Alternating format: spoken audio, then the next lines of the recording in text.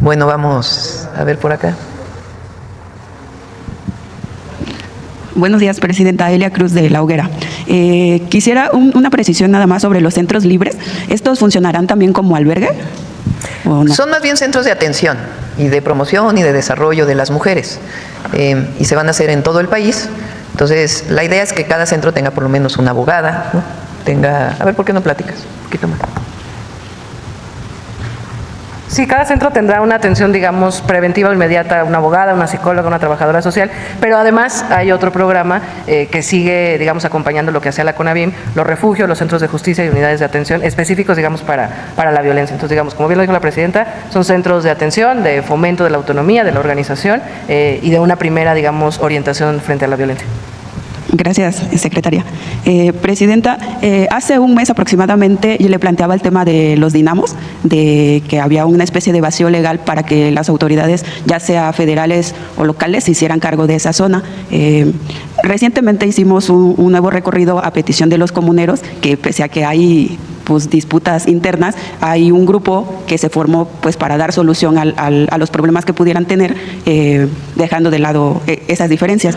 Bueno, al hacer el recorrido, ellos nos denunciaban que existen al menos 6 puntos de tala ilegal de árboles y que ya han interpuesto denuncias ante la SEDEMA, ante la Semarnat desde 2023, pero no les dan respuesta y sigue habiendo, incluso al momento de hacer el recorrido pudimos ver árboles talados, tirados como cubiertos con maleza, como esperando a que fueran trasladados. ¿Quién puede ver ese tema, Presidenta?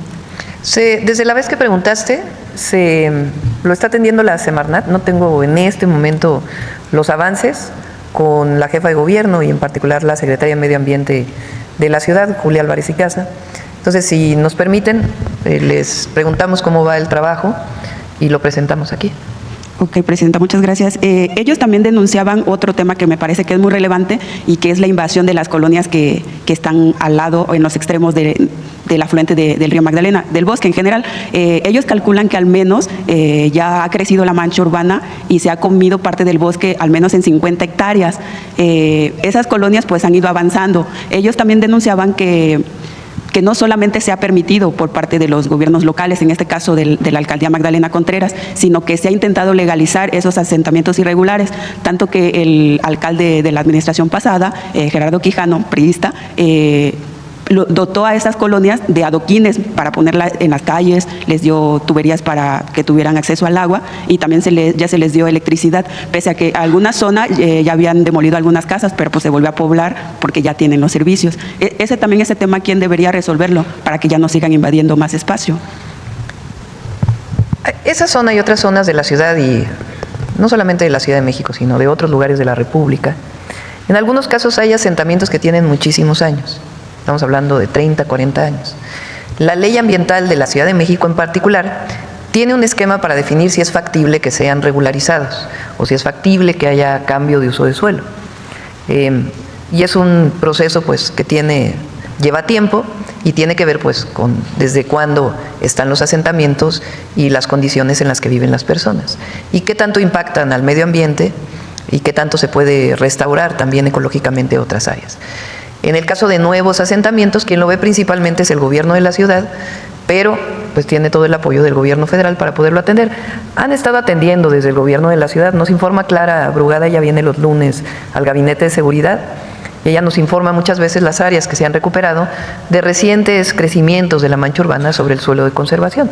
Entonces, habría que ver en particular en Magdalena Contreras qué característica tienen estos asentamientos.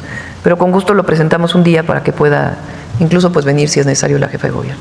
Y finalmente sobre ese tema, Presidenta, los comuneros también piden coordinación. Usted me mencionaba la vez pasada que iban a buscar esa coordinación del gobierno federal con el gobierno local. Compañeros que cubren la fuente le preguntaron y parece ser que todavía no ha habido sí ha habido ya comunicación, reuniones y con gusto presentamos los avances. ¿Y con ellos, con los comuneros, entre los...? Sí, siempre se tiene que trabajar con ellos porque, en la ciudad, la mitad de la ciudad formalmente es suelo de conservación. Y de ese suelo de conservación es que es bosques, pueblos originarios, zonas rurales, zonas agrícolas, zonas lacustres, tiene una diversidad muy importante. uno creería que cuando algo está catalogado con una zona de protección, le pertenece al gobierno, el territorio, la tierra, el suelo. Pero no, la mayoría de las áreas naturales protegidas son de propiedad social. También es el caso de la Ciudad de México. Y en particular la Magdalena Contreras sigue siendo tierra comunal. Ahí hubo problemas para poder elegir al núcleo agrario. Desde hace tiempo tienen problemas porque tienen que elegirlo en asamblea. Y si no se puede elegir, pues hay quejas, o si se eligió y hay problemas, lo define la Procuraduría Agraria y sus propios tribunales. Entonces, tiene que trabajarse necesariamente con los dueños de la tierra, que son las y los comuneros. Muchas gracias, Presidenta. En otro tema de interés nacional, quisiera preguntarle cómo le fue a la Secretaria de Medio Ambiente, Alicia Bárcena, en su encuentro con Lee Sendil, el director de la Agencia de Protección Ambiental de Estados Unidos, porque ayer hacía una especie de petición, reclamo a México, diciendo que ya dejara de vertir aguas contaminadas al Pacífico. No, ayer incluso la declaración del titular de la Agencia de Protección Ambiental de los Estados Unidos hace una conferencia de prensa y ahí dice que se reunió con Alicia Bárcenas en el Consulado de San Diego. Y ahí él mismo relata que se llegaron a acuerdos y que estos acuerdos pues tienen que ver con qué hace México y qué hace Estados Unidos. Fue una muy buena reunión por lo que me reportó Alicia y también si gustan que venga a informarnos. Apenas voy a reunirme con ella porque el objetivo es no solamente la planta de tratamiento que ya está en funcionamiento, sino también algunas otras acciones indispensables para sanear ya permanentemente el río Tijuana. Algunas las tiene que hacer el gobierno de los Estados Unidos en San Diego y otra parte la tiene que hacer el gobierno de México en Tijuana y Rosarito. ¿Cómo cuáles acciones serían, Presidenta? Si quieren ya ella que venga a presentarlo, pero fue una muy buena reunión, como dijimos que iba a ser, porque cuando hay decisión de que haya coordinación y colaboración, las cosas siempre salen bien. Entonces, así fue la actitud por parte del titular de la EPA y también pues de la titular de la Secretaría de Medio Ambiente y Recursos Naturales. Sí, hubo una serie de acuerdos, ella me va a informar ahora cuál es la continuidad que se le va a dar. Y si ustedes escuchan la conferencia de prensa y el comunicado de prensa que hizo el titular de la EPA, ahí pueden ver que, sobre todo al final del comunicado, dice que se tomaron una serie de acuerdos para avanzar en el saneamiento del río Tijuana. En otra pregunta, Presidenta, quisiera preguntarle cuál es su opinión a esos audios que se filtraron ayer de un grupo de diputados de Morena que se quejaban de la Secretaría de Bienestar aquí presente y que la acusaban, según ellos, de no responderles las llamadas, incluso aseguran que hay corrupción dentro de la Secretaría y pedían hasta su salida. ¿De esos audios? De una reunión que sostuvieron los diputados de la Cámara. ¿En dónde? ¿En dónde? Ah, gracias. Yo lo leí en la jornada. Yo lo leí en la jornada. Sí. Y por último, Presidenta, ¿tiene alguna información o el Gabinete de Seguridad le ha dado alguna información acerca de esa? Bueno, sí tengo un comentario. Ariadna hace un excelente trabajo. Es una mujer extraordinaria. No es fácil coordinar a todas y todos los servidores de la nación en todo el territorio nacional. Tampoco es sencillo que se desarrollen todos los programas de bienestar permanentemente. Platícales nada más, Ariadna, todo lo que están haciendo desde bienestar este mes, nada más este mes, platícales. Sí, gracias. Es que el otro día tuvimos reunión de programas y le digo a la presidenta, nada más me tiene paciencia porque son como 30 cosas. Estamos haciendo el censo de salud y bienestar. Estamos entregando las tarjetas de la pensión de adulto mayor y de mujeres bienestar. Estamos revisando todos los expedientes de la pensión de discapacidad, que casi se registraron 270,000 personas y tenemos que verificar que sea discapacidad permanente. También iniciamos el día 14 el censo de Infonavit. Vamos a visitar 842,000 viviendas para todo este proyecto que ha presentado el ingeniero Octavio Romero y estamos en esa tarea. También ya se concluyó, nos faltaban como 8,000 asambleas de la Escuela es Nuestra, de 65,000 asambleas.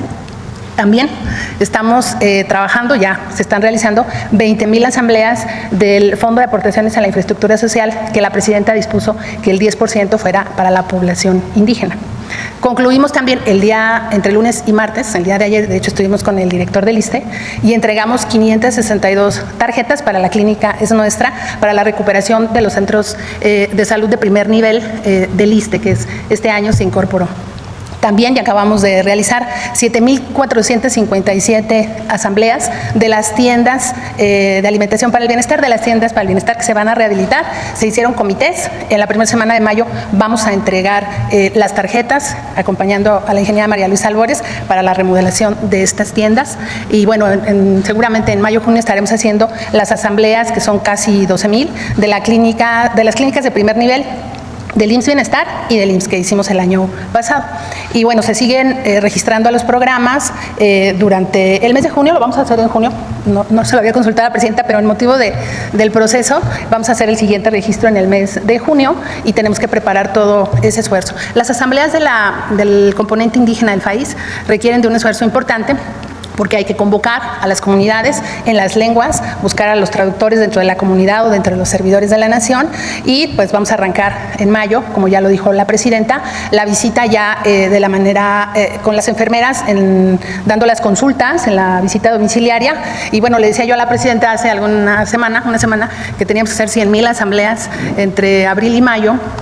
La escuela es nuestra, la clínica es nuestra, el FAIS, la tienda, que también detuvo su proceso de asamblea, de tal manera que el esfuerzo, pues hay una inversión importante de los recursos del pueblo, se tiene que procurar. Y bueno, pues agradecerle, presidenta, su solidaridad, su comentario, pero sobre todo la confianza, y pues ahí seguimos trabajando y coordinando. Ya somos 55,000 compañeros en territorio, entre enfermeras, servidores de la nación, que somos 30,000, y 20,000 enfermeras, así que pues a seguir trabajando. Gracias, presidenta. Gracias, secretaria. Fíjense que con Ariadna, nada más para que vean, recientemente le dije a Ariadna, porque uno de los 100 puntos es la atención a las y los jornaleros agrícolas, que es una población muy vulnerable en nuestro país.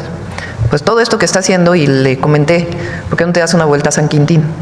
Para ver exactamente qué es lo que está pasando y cómo podemos ayudar a las y los jornaleros. Entonces, además de todo esto, se fue 3 días ella personalmente a San Quintín a ver cuál era la situación, para poder diseñar el programa de estancias infantiles de CESIS para jornaleras agrícolas, y todo el apoyo que les tenemos que dar. Y les platico porque vale la pena, porque hace poco, y tiene que ver con la carta que voy a enviar, pues hablaba de lo que significa gobernar con humildad, y Ariadna es un ejemplo de ello. Ariadna viene también del movimiento estudiantil, nada más que de otra época, ella es más joven. Pero, por ejemplo, hace, 10 años, cuando había movilizaciones que participaba el presidente López Obrador, a veces se ponía un cerco, porque pues la gente venía a saludar, y pues para evitar que se ponía una cuerda, ¿no? Pues ahí estábamos Ariadna y yo con la cuerda protegiendo pues a los que eran la descubierta, que se llamaba entonces, de las movilizaciones. Entonces, sí, no escuchamos en ese caso, porque además lo que se terminó también en el sexenio del presidente López Obrador, y que nosotros no lo vamos a abrir, es la gestión personal de un diputado o diputada para un programa social. El otro día lo comentábamos, que por cierto, la senadora Cecilia Guadiana, porque hablaron de ella, es una joven también extraordinaria, de mucha convicción, y vivió la muerte de su padre y ella continuó con la lucha, entonces una muy buena joven. Pero lo que no hacemos nosotros es la gestión personal de diputados y diputadas, eso se terminó, porque los programas son universales, y en el caso de no ser universales, es casa por casa como se define quién tiene el programa, a partir de una definición, no es a partir de una gestión de una persona. Claro, si una persona dice no tengo la pensión de discapacidad o de adulto mayor, estamos en el territorio, pues se atiende o vienen aquí a una gestión. Pero esta cosa de que las y los diputados tienen sus gestiones personales para poderse promover, pues eso no. La promoción en nuestro movimiento también es casa por casa, difundiendo, promoviendo, pero no teniendo el control de un programa social. Eso ya no existe. Presidenta, por último, ¿tiene alguna información, o el Gabinete de Seguridad le ha dado alguna información acerca de esta versión que sale de que el delegado del IMSS en Tamaulipas presuntamente fue detenido y después liberado? Sí, ¿quieres comentar algo, Zoya? Sí, muchas gracias, Presidenta. Efectivamente, ayer nos comunicaron de esta detención el día de ayer, allá en Ciudad Victoria, en la calle Francisco y Madero, por parte de la Policía Estatal. Se hace, venía circulando en su vehículo, en el vehículo de la propia delegación del IMSS, junto con el conductor, el doctor José Luis Aranza, y posteriormente fue conducido a la Secretaría General de Gobierno. La propia Secretaría de Seguridad y su vocero de seguridad allá en Tamaulipas señaló que no había confirmación de ningún hecho delictivo, ni tampoco de la presencia de armas del uso exclusivo del ejército, como se mencionó, ni de dinero. Tenemos una clara convicción de seguir luchando contra cuestiones que tengan que ver con delincuencia organizada, con corrupción, sobre todo lo que involucre los temas de abasto de medicamentos. La verdad que el doctor Aranza se ha desempeñado durante 33 años en la institución, fue producto de este concurso de las delegaciones del IMSS, empezó en 2020 en Tlaxcala, luego estuvo en Hidalgo y a partir de noviembre allá en Tamaulipas, que de hecho actualmente la coordinación de la Jefatura de Servicios Administrativos está encabezada por el general Perea, un general en retiro que nos ayuda en la parte de la coordinación de seguridad, porque pues, ha sido un tema complejo allá en Tamaulipas. Sin embargo, pues no se nos informó eso, que después de esta detención pues que se hizo, como corrieron versiones de que había estado en la Fiscalía General, en la delegación de la Fiscalía General de la República, es falso. Simplemente se hizo el paro, digamos, del vehículo y posteriormente tuvo una conversación con el secretario general de Gobierno. Estuvimos en comunicación también con el gobernador del estado. Se dice que por una llamada anónima, esto es lo que sabemos. No sabemos dónde. Se está investigando, pero no son fotos de las que se tenga conocimiento oficial. Lo que nos informaron hoy en el gabinete de seguridad es que él es detenido y él asegura que no llevaba nada y que en todo caso le estaban plantando un arma la policía estatal.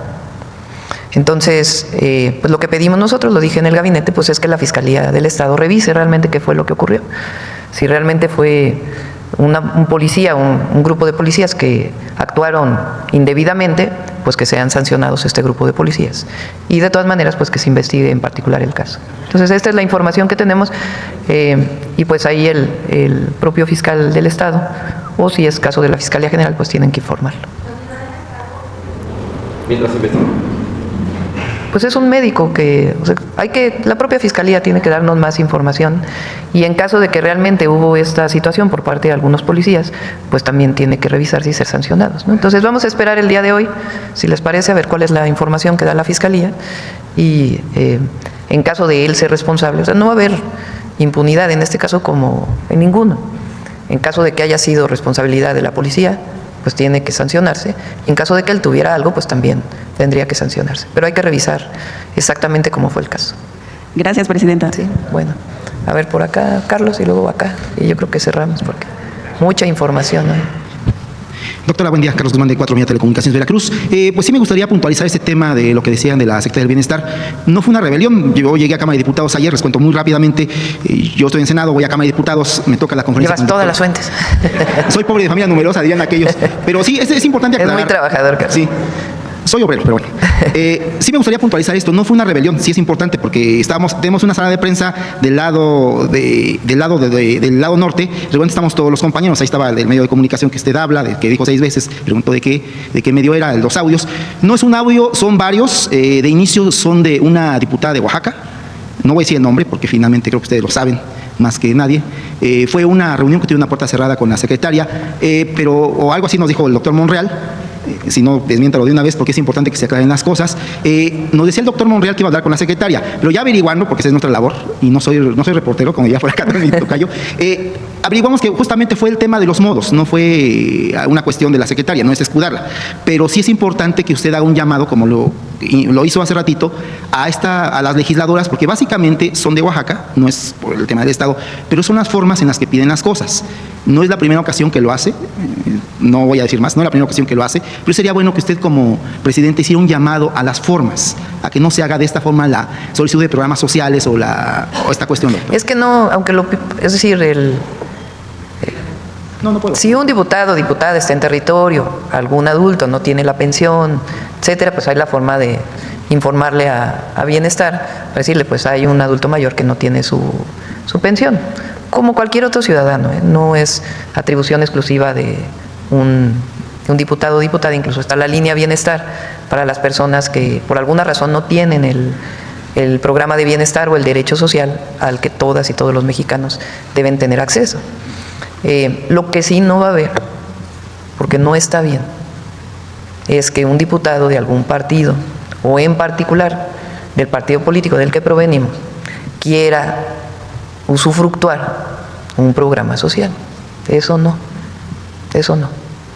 No es un asunto personal, estos son derechos del pueblo de México. Y así deben de tratarse, y por eso es muy estricta Ariadna en eso, de que nadie esté pidiendo o agenciándose de manera personal un programa. Es un derecho del pueblo de México y para eso están las y los servidores de la nación a quien les enviamos un cariñoso saludo y una felicitación por su trabajo, porque es de una entrega y una convicción la de los compañeros enorme, la verdad. Y es el gobierno en territorio, es los más cercanos a la gente. Entonces, y ya todo lo demás pues es ya también pues parte de la vida. No tenemos por qué hacer de esto pues algo, hay quien lo quiere hacer, pero pues tampoco vale la pena hacerles el juego. Y ya en segundo tema, en cuestión legislativa, ayer platicamos con el presidente Noroña, ya mencionó aquí algún tema de la cuestión electoral, pero yo me quiero abocar al tema de seguridad. Por aquí tenemos a dos senadores con licencia y uno que ya, el maestro Soy, que ya pasó por ahí, pero sí es preguntarle, regularmente en lo que es el reglamento, en el tema de seguridad, para que un tema de seguridad pase al pleno o se apruebe en comisiones, tiene que haber la comparecencia del secretario de seguridad. Ayer en comisiones se dictaminó, se aprobó, por aquí tenemos a dos legisladoras, lo que es el tema de seguridad que usted envió a la Estrategia Nacional de Seguridad. Sin embargo, no se dio la comparecencia del secretario Omar García Harfuch como se debe de hacer.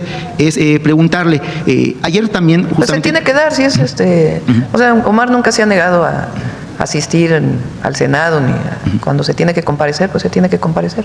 No sé exactamente cómo fueron los tiempos, pero no, o sea, de parte del gobierno nunca nos vamos a negar a que algún secretario o secretaria participe, a menos que sea pues una provocación de algún tipo, ¿verdad? Pero todos tenemos que cumplir con nuestras funciones. Entonces, si se tiene que dar la comparecencia, que se dé, no sé exactamente, a lo mejor tú sabes, secretaria. ¿Sí? Van a acudir, de hecho la secretaria va a ir también los dos, entonces, la Secretaría de Seguridad y Gobernación. Y también es derivado de lo que dijo ayer el líder del PAN en la Cámara Alta, estamos refiriendo a Ricardo Anaya, el cual decía que esta premura con la cual se busca sacar lo que es esta ley es porque se quiere desaparecer a los desaparecidos. Así lo mencionaba. No sé si tenga alguna respuesta a comentar al respecto. Ay, es que no sé si valga la pena, la verdad. Hay mucha hipocresía. De verdad. En los prianistas y particularmente en este personaje. ¿Cómo le dijo el presidente López Obrador en su debate? ¿Cómo? Sí, ¿no? Pues la verdad. Entonces, hay un compromiso. O sea, ¿cómo se atreven? Si esta crisis, no le llamemos crisis, esta situación de inseguridad inicia con la guerra contra el narco. ¿Por qué no hablan de García Luna? ¿Por qué se niegan a hablar de García Luna? ¿Por qué no explican cómo lo apoyaron? ¿Por qué no explican la guerra contra el narco? Entonces, las leyes que enviamos, que hoy están a revisión de los colectivos de familiares de desaparecidos, tienen el objetivo de prevenir y de atender el problema de los desaparecidos en nuestro país y de definir claramente, que lo hemos dicho varias veces, el registro de desaparecidos pues tiene su problemática por cómo está establecido en la ley. Entonces ya lo vamos a presentar aquí porque se está trabajando mucho. Lo hizo el presidente López Obrador y nosotros le estamos dando continuidad. Y el objetivo pues es que se prevenga una situación así y al mismo tiempo sean atendidos los colectivos y sea atendida cualquier familiar que se encuentre en una terrible situación de tener un familiar desaparecido. Ya para... ¿Hay cifras de desaparecidos? ¿Ya tienen en el gobierno algunas cifras? Sí tenemos, ya lo vamos a presentar. Y ya para finalizar, doctora, sí me gustaría, pues, a manera de sugerencia, si es que la quiere tomar, usted en sus mítines en el país, los fines de semana básicamente, en sus asambleas, hace alusión a la reforma al Poder Judicial. Habla sobre la elección, pero no sé si consideraría conveniente el exponer, si es que se puede, por lo menos los colores de las boletas, porque es mucha confusión, hay mucho problema para que incluso la gente, a lo mejor nosotros las podemos identificar, pero mucha gente no tiene esos conocimientos, qué boleta es para tal, aunque no diga los nombres, obviamente no lo puede mencionar, pero que pudiese explicar los colores de las boletas, para que la gente sepa qué color es, para qué tal, porque también hay elecciones locales, doctora. No sé si a manera de sugerencia lo pudiera retomar. Muchas gracias. Sí, vamos a seguir, nos lo permite la ley, así fue la definición del Tribunal Electoral. Entonces vamos a seguir difundiendo para que las personas conozcan cómo se va a realizar la votación el 1 de junio. Muy bien, ya se hizo un poco tarde. Vamos a dejar las preguntas para mañana. Sí, enviamos la ley. El día de hoy se envía. Incluye el artículo. Sí. Sí, también. Sí. Bueno.